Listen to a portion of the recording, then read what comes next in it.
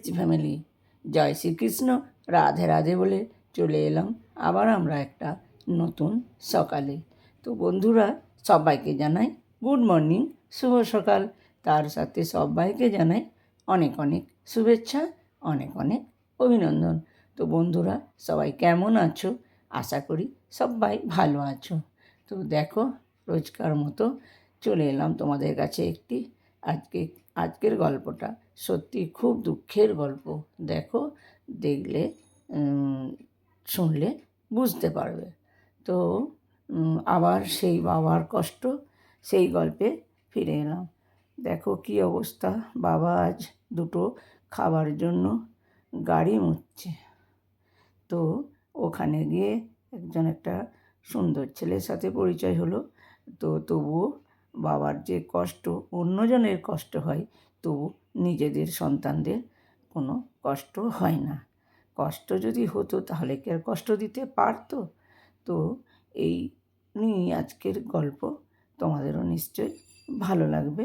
তো ভালো লাগবে এটা বলছি না, এই গল্প ভালো লাগে না, তবে এই গল্পগুলো শুনলে বাস্তবে মানুষ সচেতন হতে পারে। এই জন্য এই গল্পগুলো শোনা খুব দরকার। এই গল্প না শুনলে মানুষ কিছুতেই বদলাতে পারবে না বা নিজেদের কথা ভাবতে পারবে না। এই গল্পগুলো শোনো আর নিজেদের কথা একটু হলেও ভেবো। এই কথাটা আমি বারবারই বলে থাকি। তো চলো, তোমরা দেখো, তোমাদের গল্পটা নিশ্চয়ই ভালো লাগবে। আর আমার গল্প তোমাদের কেমন লাগছে, আরও ভালো ভালো গল্প পেতে আমার চ্যানেলটিকে সাবস্ক্রাইব করে লাইক, কমেন্ট, শেয়ার করে পাশে থেকো। আর তোমরা পাশে থাকলে আমারও ভালো লাগবে আরও নতুন নতুন গল্প আনতে। তো দেখো, এই গল্পটা তোমাদের নিশ্চয়ই আজকে বাস্তবকে মনে করিয়ে দিয়ে যাবে। তো চলো শুনে নাও। বাবা, গাড়িটা একটু পরিষ্কার করে দিই। রঞ্জিত তার গাড়িতে পেট্রোল ভরাতে থামতে একজন বৃদ্ধ দ্রুত এসে গাড়ির কাছে এসে বললেন এই কথাটি। না কাকু, আমি একটু তাড়ায় আছি, রঞ্জিত সৌজন্য বজায় রেখে বলল। কিন্তু সেই বৃদ্ধ থামলেন না। কাকুতি ভরা চোখে বললেন, বাবা 10 মিনিটও লাগবে না, একটু দাঁড়াও, আজ সকাল থেকে কিছু খাইনি, 10-20 টাকা দিও, শুধু এটুকুই।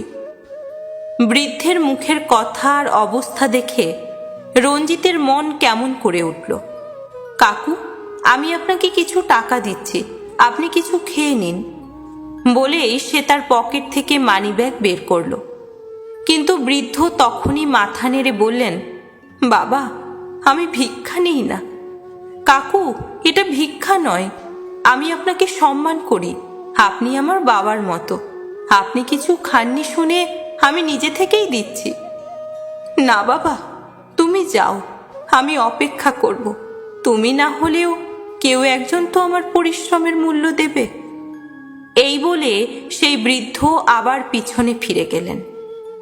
বৃদ্ধের আত্মসম্মান আর দৃঢ়তা দেখে রঞ্জিত হতবাক। সে আর থাকতে পারল না, গাড়ি থেকে নেমে বৃদ্ধের পেছনে গেল। কাকু, একটু কথা বলতে পারি? বলো বাবা। আপনি কোথায় থাকেন? এইখানে, মানে এই পেট্রোল পাম্পে? হ্যাঁ বাবা, এটাই আমার ঠিকানা। আপনার নিজের তো কোনো বাড়ি ছিল নিশ্চয়? ছিল বাবা, কিন্তু আর নেই। মানে? ছেলেদের পড়াশোনা করিয়ে মানুষ করতে গিয়ে বাড়িটা বিক্রি করে দিলাম, তারপর ভাড়ার ঘরে থাকতাম। আপনার ছেলেরা এখন কোথায় থাকে? একজন বিদেশে, একজন এই শহরে। তাহলে ওদের সঙ্গে থাকেন না কেন? তাদের বাড়িতে আমার থাকার জায়গা নেই বাবা।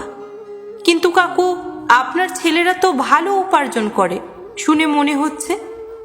হ্যাঁ বাবা, একজন ইঞ্জিনিয়ার আর একজন ডাক্তার। শহরের ছেলেটা 60,000 টাকায় ভাড়া নেওয়া বাংলোয় থাকে, 25-30 লাখের গাড়িতে চড়ে, কিন্তু আমার জন্য তার কাছে কিছুই নেই। এই বলে বৃদ্ধের চোখ ভিজে উঠল। কাকু, আপনি তো চাইলে ওদের বিরুদ্ধে কোর্টে গিয়ে ভরণ পোষণের মামলা করতে পারেন। বৃদ্ধ হেসে বললেন, বাবা, ওদের শিক্ষা ও মানুষ করার জন্য আমি যা কিছু করেছি সেটা নিজের ইচ্ছায় করেছি।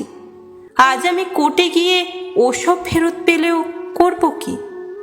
তবুও কাকু, কিছু তো আপনার প্রাপ্য। বাবা, দুটো রুটি আমি আজও নিজের পরিশ্রমে জোগাড় করতে পারি, কিন্তু আদালত কখনো সন্তানের স্নেহ বা পিতামাতার প্রতি সম্মান দিতে পারে না, সেটা আমি জানি। বৃদ্ধের কথায় রঞ্জিত নিশ্চুপ হয়ে গেল। কি বলবে বুঝে উঠতে পারছিল না। তবুও প্রসঙ্গ ঘুরিয়ে রঞ্জিত বলল, কাকু, আমি এখন দাঁড়িয়েই আছি, তাহলে আমার গাড়িটা পরিষ্কার করে দিন।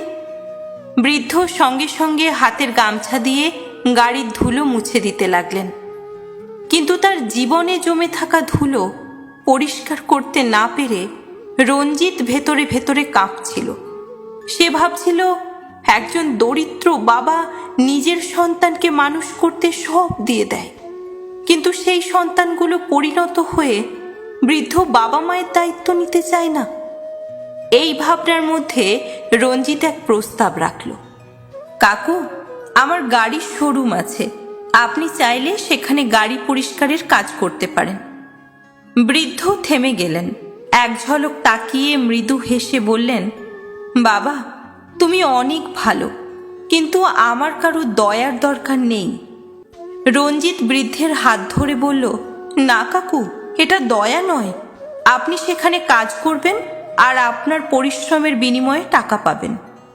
একজন অজানা মানুষ এত আন্তরিকতা দেখাচ্ছে দেখে বৃদ্ধের চোখে এক অভিমানী আত্মবিশ্বাস ফুটে উঠল। আজকের প্রজন্ম ভোগবাদী আলোর ঝলকানিতে দায়িত্ব ভুলে যাচ্ছে, কারণ ম্যাকলে প্রণীত শিক্ষা শুধু প্রযুক্তিগত দক্ষতা শেখায়, কিন্তু মানবিকতা, মমতা শেখায় না। এই বৃদ্ধ কি ভুল করেছিলেন? নিজের সব দিয়ে ছেলেদের ভবিষ্যৎ গড়েছিলেন, কিন্তু সম্ভবত শিক্ষার সঙ্গে আদর্শ আর সংস্কার জোগাতে ভুল করেছেন। তাই শুধু ছেলে নয়, মেয়েকেও ভালো সংস্কার দিন। আপনার মেয়ে যেন এমন ঘরে যায় যেখানে কেউ এক বৃদ্ধ বাবাকে এইভাবে ফেলে না দেয়। সন্তানদের সর্বদা ঈশ্বরের সঙ্গে যুক্ত রাখুন।